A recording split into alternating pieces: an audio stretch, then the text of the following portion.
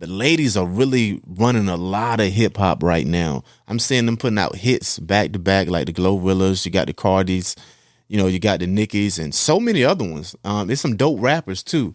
But it's only one thing that I see with them. I don't see that diversity. I don't see much consciousness coming from the ladies. It's mostly, being with a lot of men, getting them for their paper. But I'm not really hearing any of those with consciousness. Now, do you think that is by design? That's what's being pushed? Social engineering is serious, you know what I'm saying? And we have been social engineered into being buffoons, being clowns, hoes, bitches, and gangsters. If you think about Snoop, right? Snoop Dogg is the #1 artist in the world. Been for a long time. You know why, right? Because he's a Crip. Right. One of the known as blood in the world is Lil Wayne, because he's a blood, And what they do is they promote that because they know that young people is going to be inspired by that. So every rapper, they're going to scream their blood because they figure, that's what Lil Wayne did. He's worth $300 million. So this is the process you got to play. You got to put tattoos on your face. You got to do the same. You want to be when Snoop was hot, everybody wanted to be a Crip. Everybody was, talking about Cripping and Crip walking and stuff like that because these are the images that the record labels feed to our children. And these are, some of the things that goes on in a specific neighborhood. But by the time Hollywood get it, it gets into every neighborhood, just like Pimps Up, Hoes Down, human trafficking. I tell people, I said, they brought in Pimps Up, Hoes Down. They brought American Pimp. Snoop Dogg was a pimp. T.I. was pimping all over the world. 50 Cent had PIMP, and what happened? Brothers started getting locked up for human trafficking. Back in the 80s, what happened? You had Scarface. You had New Jack City. Everybody had Scarface on their wall. Everybody had New Jack City. Nino talking about they want to take over the projects. Well, nobody talking about that prior to. Hollywood is always complicit. And now you got these young African Americans that's impressionable, but at the same time, they're coming out with the new law, which is the 85% law and the drug laws. So as soon as you catch it, the way, here come the law. As soon as you get into the pimping, here come the human trafficking law.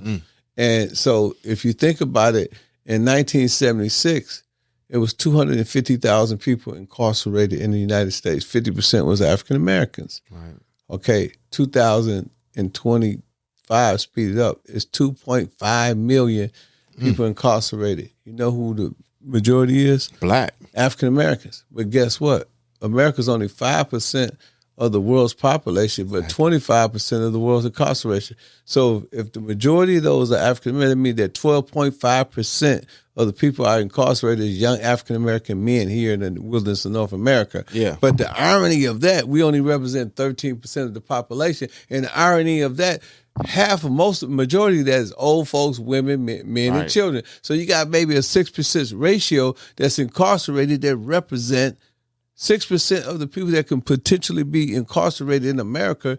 Out of that 6%, 12.5%, which is 12.5% of the of the incarceration are African Americans. Yeah, African Americans. That is by design. So when you hear King Von and all them talking about all this stuff, it's two things. Either they're going to kill each other, or they're going to go to penitentiary. Right. So King Von is in jail. Wando, whatever his name is, he in jail, and King Von is dead. Lil Durk, that's his name? Yep. He in jail, and the guy they killed is dead. Right. So the music is counterproductive. Yeah. And it's just self-destructive, to the so-called Negro race, so-called black man. So what that means? That means that my daughter now, when she was 16, I walked in the house one day, she had on some booty shorts. Right. I mean, her booty hanging out. This is my daughter. You know what I'm saying? I ain't going to say which one, because my other one, I they go crazy when I say their name. But one of my daughters, you know what I'm saying? So, and that really, allowed me to see how influential the music was. Because the mother is a Christian. Yeah. And the mother believed in Jesus and all that stuff, right? So that ain't the way they were raised. Yeah.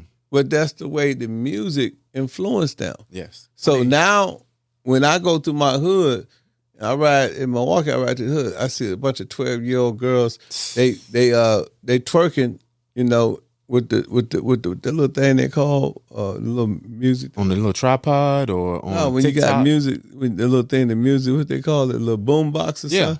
So they twerking and they got makeup on, they got eyelashes on, and doing it with their mamas and with their mama, and everybody catching rape cases now because they having sex with underage girls because they can't decipher.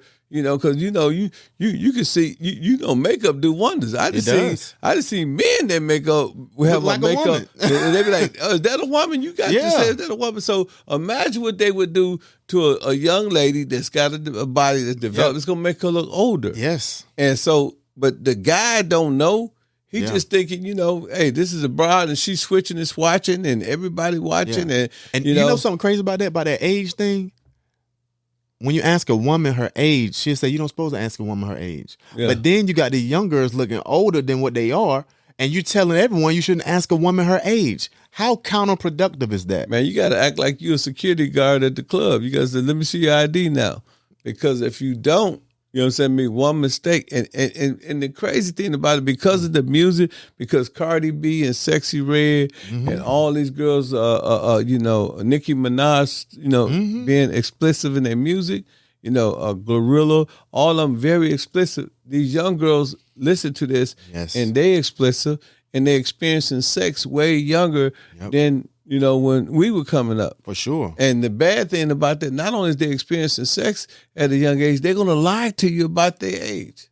Yes. And then once they get pregnant, you know, the mama going to bring the Air Force, the Navy, the Army, and the Marine at your ass, and now you got a case. Yeah, you can point at everybody but this little girl who been socially engineered, who the parents allowed this type of stuff to be happening. Now, we saw what happened to the men and their overall big picture. And because we're living it now from that music. What do you think is the overall end goal that they're aiming for with social engineering our women right now? Well, nobody's going to save us, right? Nobody's saving African Americans, you know, and nobody is going to clean up our neighborhood. We have to. That's why we have the Hip Hop Fraternity.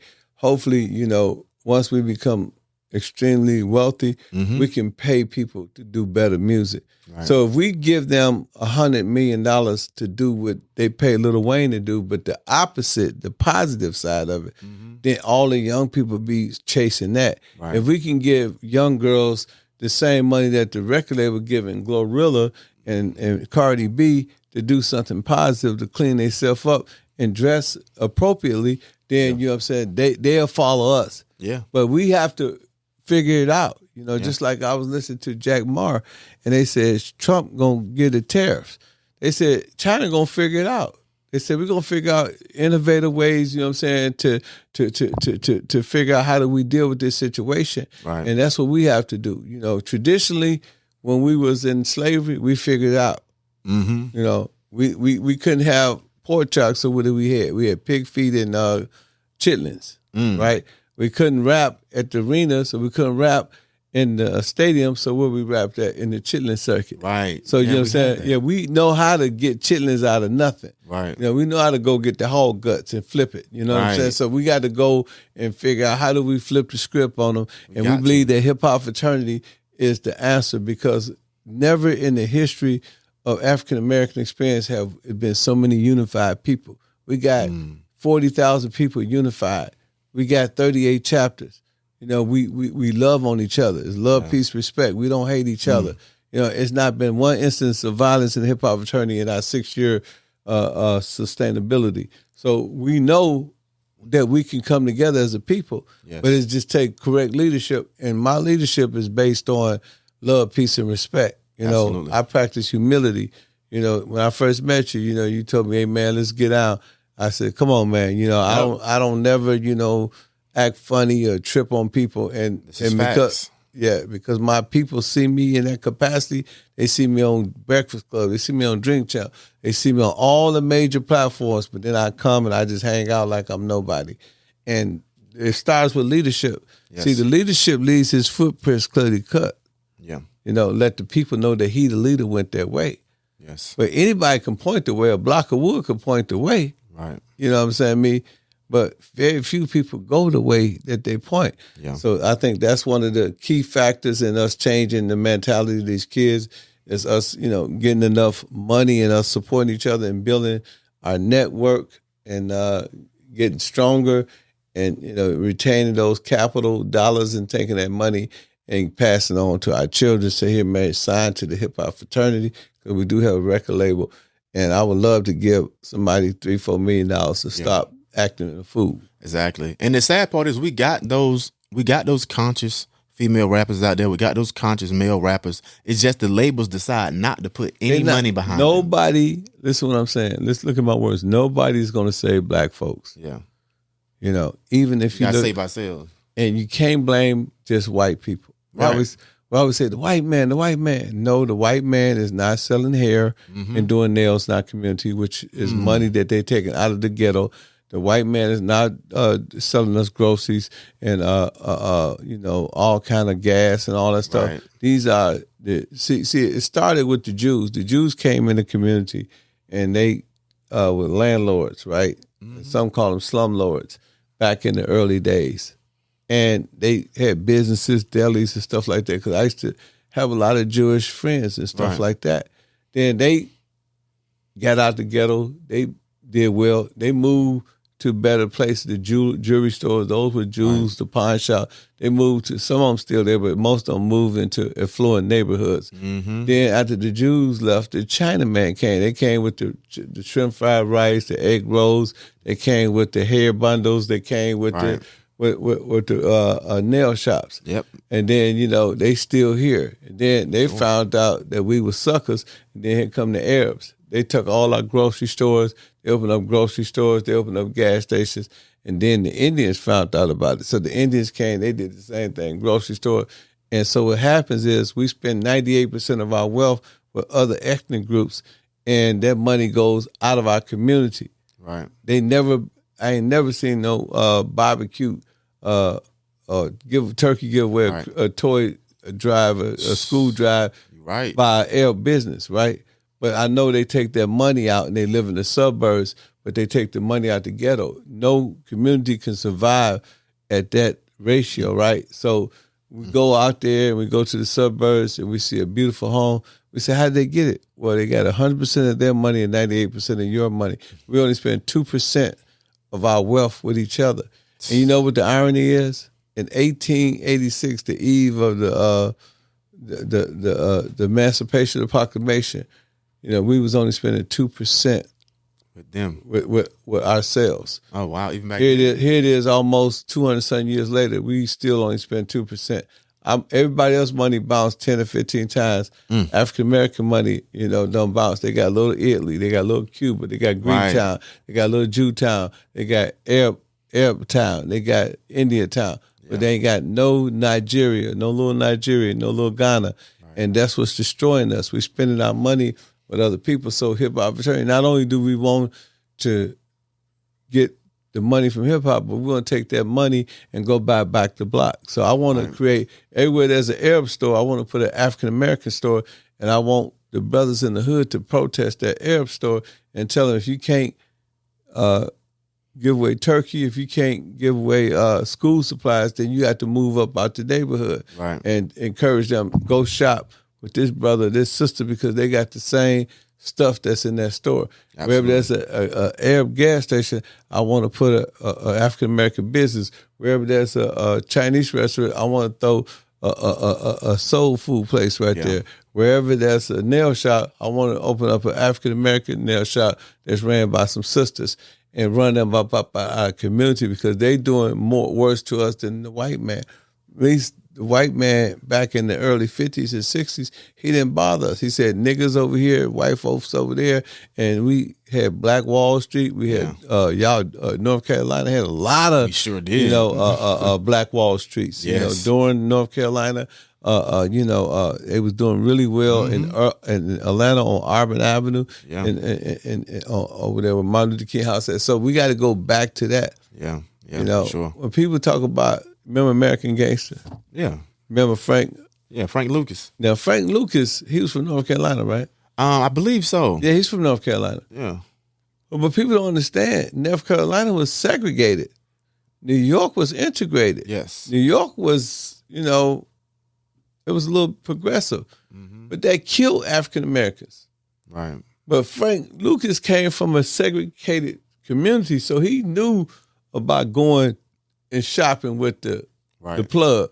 Right. They bought their bread from the plug. They bought their food from the plug. They bought their gas from the plug. So when he went over to China to deal with the plug, that's just what they did in the South. They deal with the plug. So the New Yorkers couldn't understand how he was so advanced and how he had the audacity to go over to China and get his work directly from the China. Right. Well, we always did that prior to 1954, Brown versus Board of Education, where we start segregating, we start integrating.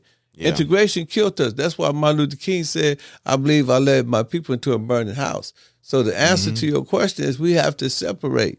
You know what I'm saying? Me, not, as a community, as a people, but we have to separate business. Because in every scenario where I seen, it was a black organization, the white person got in there, the white person always took over because for some reason we think the white man boo-boo don't stink. Right. It's crazy. Or the white woman boo-boo don't stink. Yeah. The NAACP, that was all African Americans. Now it's predominantly white. Yep. Very true.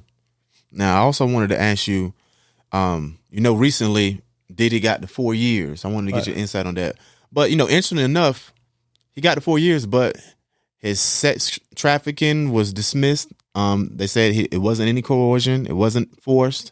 His RICO was dismissed, but he still got those 4 years. And also, on the other hand, nothing happened to Cassie when she was a ringleader in it all as well. Yeah, she was a co-conspirator, right? But the thing was, it's not about The Highest Point Podcast. More than a pod, it's a lifestyle.